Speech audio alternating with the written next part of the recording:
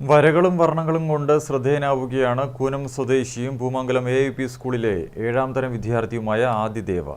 CPM ജില്ലാ സമ്മേളനത്തിന്റെ ഭാഗമായി ചവനപ്പുഴയിൽ സംഘടിപ്പിച്ച സെമിനാറിൽ പ്രദർശിപ്പിച്ച ആദിദേവിന്റെ ചിത്രങ്ങൾ ഏറെ പ്രശംസ പിടിച്ചുപറ്റി.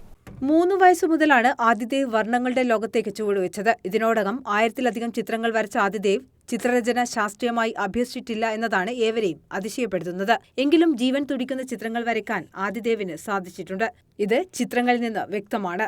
സിനിമാ താരങ്ങളായ മോഹൻലാൽ, സുരേഷ് ഗോപി, മമ്മൂട്ടി, പൃഥ്വിരാജ്, മുഖ്യമന്ത്രി പിണറായി വിജയൻ, CPM സംസ്ഥാന സെക്രട്ടറി MV ഗോവിന്ദൻ, ചരിത്ര നായകന്മാർ, സാംസ്കാരിക പ്രവർത്തകർ തുടങ്ങിയവരുടെ ചിത്രങ്ങൾ മനോഹരമായി വരച്ചിട്ടുണ്ട്. ചെറിയ ക്ലാസ് മുതൽ തന്നെ, അതായത് അംഗനവാടി മുതൽ തന്നെ ചിത്രം വരക്കാൻ ആരംഭിച്ചിട്ടുണ്ട്.